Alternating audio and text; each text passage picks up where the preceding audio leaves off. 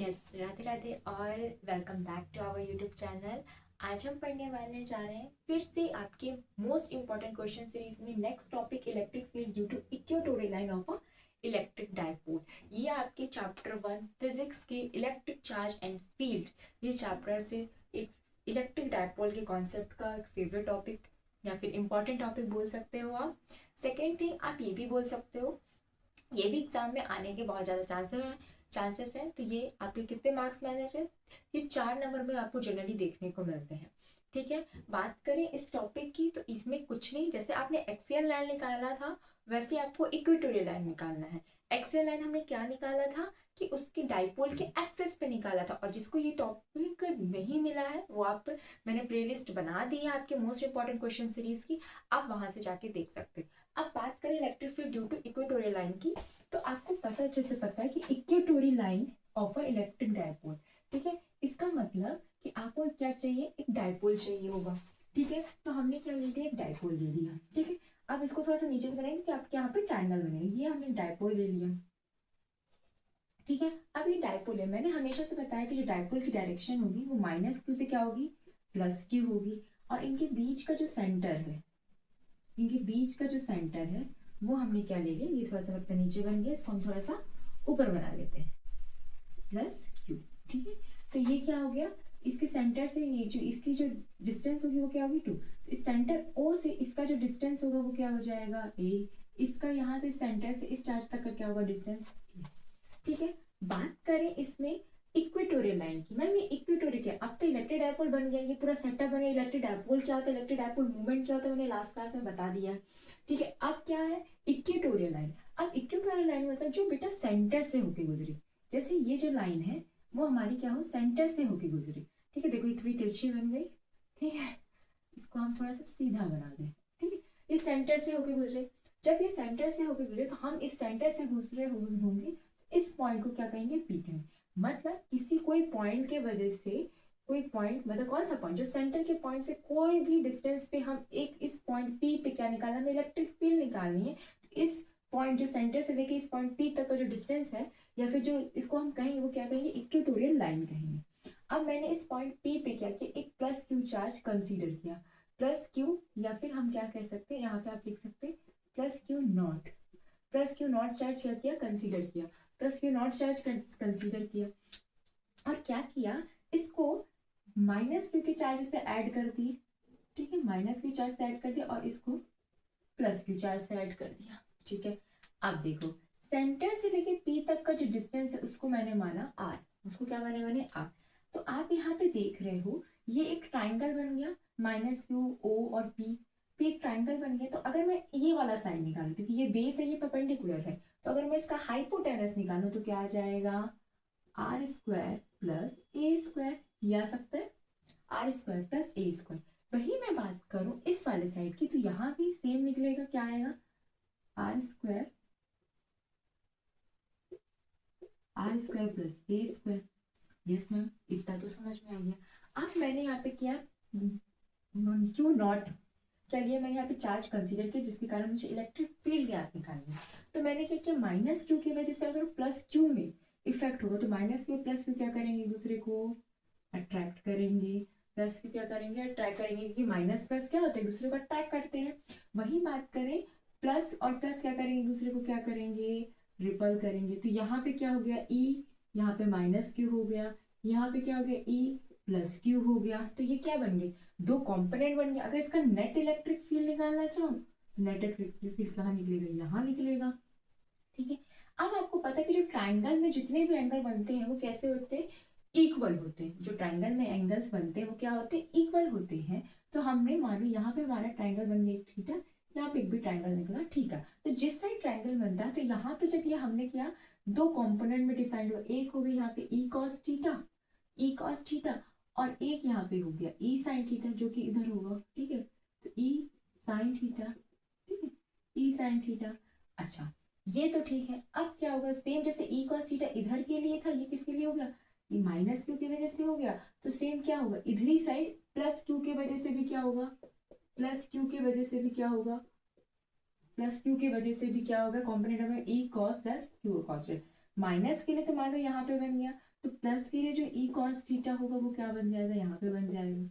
जब प्लस के लिए यहाँ पे साइन दिया तो दोनों क्या है, एक दूसरे को अपोजिट है ना, तो अपोजिट अपोजिट क्या कर देंगे, एक दूसरे को कैंसिल आउट कर देंगे ना, ये दोनों कैंसिल आउट कर देंगे। जब ये दोनों एक दूसरे को कैंसिल आउट कर देंगे तो हमारे पास क्या बचेगा, ई कॉस थीटा बचेगा।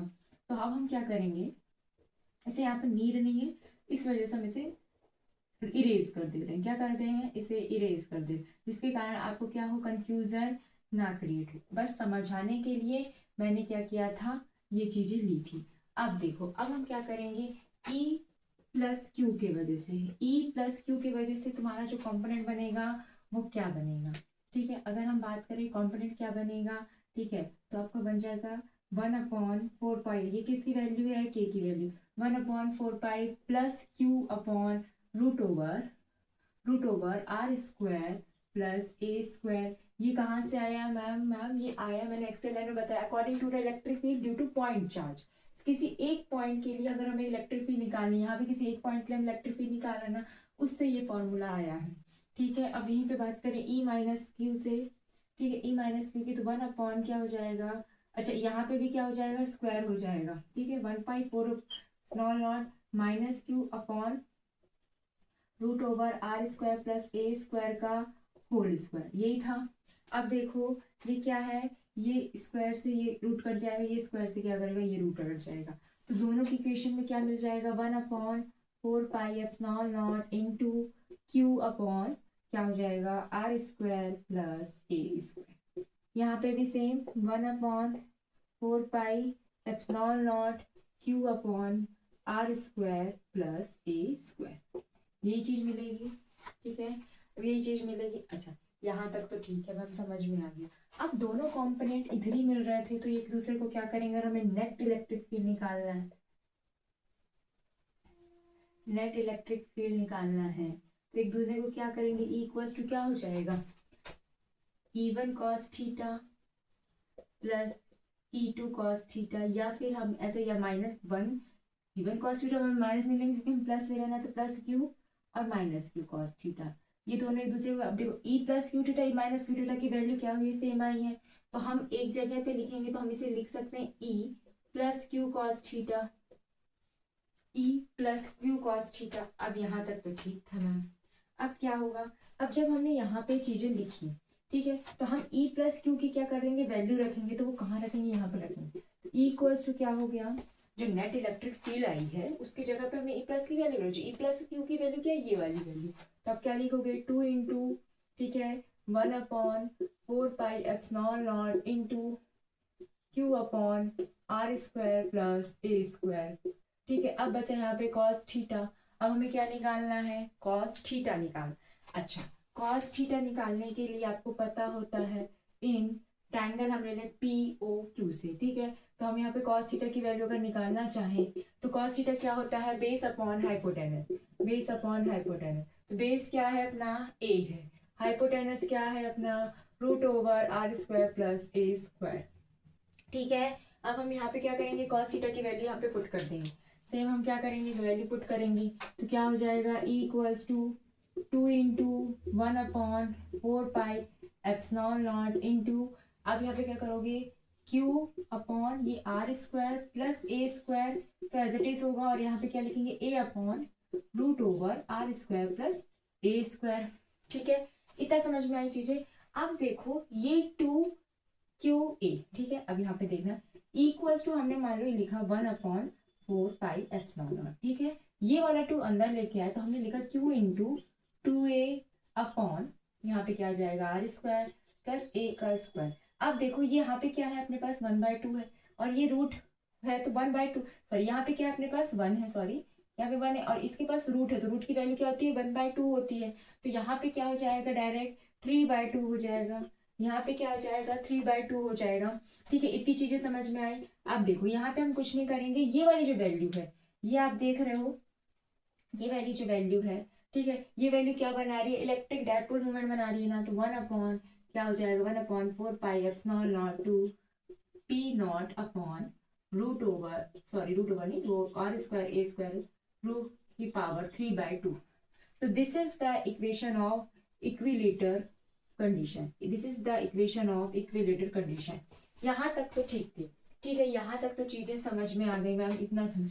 बाय द वे अभी हमने क्या किया था कि जो P है ना, P हमने किसी उसके इक्विलेटरल पॉइंट पे रखा था, तो R टाइम का एक डिस्टेंस क्रिएट हुआ। पर इस पॉइंट P को हमने अगर सेंटर पे रखा तो R नाम का कोई डिस्टेंस क्रिएट नहीं हुआ। तो हमारे पास कंडीशन क्या आ जाएगी, if R is greater than A, then A is negligible, A is negligible। तो यहाँ पे हम क्या लिख सकते हैं, इक्वल्स टू 1/4 एप्सिलॉन नॉट। ठीक है, अब यहाँ पे देखो P है, ठीक है, अब हम A को नेग्लिजिबल कर दिए तो R स्क्वायर क्या हो गई पावर 3/2। ठीक है, 3/2। तो यहाँ पे देखो आप, यहाँ पे देखो आप, सॉरी, यहाँ पे आप देखो 2/2 कैसे कैंसिल हो जाएगा। जब 2 से 2 कैंसिल हो जाएगा तो क्या बचेगा, E की value equals to 1/4 epsilon naught into P upon R की पावर क्यूब। ये आपका क्या हो जाएगा, आपका electric field due to line of an electric dipole का पूरा क्या हो जाएगा, डेरिवेशन हो जाएगा, जो कि आपका मोस्ट इंपॉर्टेंट डेरिवेशन है। आई होप सो आपको समझ में आया होगा पूरी कंडीशन की कैसे क्या चीजें की। जहां पे आपको ना समझ में आए तो आप कमेंट सेक्शन में अपने डाउट पूछ सकते हैं कि हाँ मैम हमें यहाँ पे इस पॉइंट पे नहीं समझ में आया, दोबारा वो आपको डाउट क्लियर कर दिया जाएगा शॉर्ट वीडियोस के माध्यम से, सारे वीडियोस के माध्यम से। आप सबसे पहली बात ये है कि अगर आपको वीडियो पसंद आ रही है तो सीधी सी बात है, लाइक कीजिए, शेयर कीजिए, सब्सक्राइब कीजिए चैनल को, और ज़्यादा से ज़्यादा मोटिवेट कीजिए कि हाँ हम वीडियोस लेके और आए। सेकेंड थिंग, इसके बाद आपके पास आएगा गॉस लॉ, जो कि ज़्यादा इंपॉर्टेंट है। गॉस लॉ के अपन एप्लीकेशन लगेंगे, तो गॉस लॉ के बाद आपके शायद 2 एप्लीकेशन है जो इंपॉर्टेंट है, एक सिलेंड्रिकल वाला और एक शायद प्लेन शीट वाला, वो डेरिवेशन दोनों करेंगे और इस चैप्टर के मोस्ट इंपॉर्टेंट क्वेश्चन सीरीज को एंड करेंगे। तब तक के लिए आपको जो भी डाउट नहीं आया, आप अपने एग्जाम की प्रिपरेशन कर लीजिए। Best of luck for your exam. अभी के लिए राधे राधे, मिलते हैं नेक्स्ट वीडियो में। Thank you so much, Radhe Radhe all.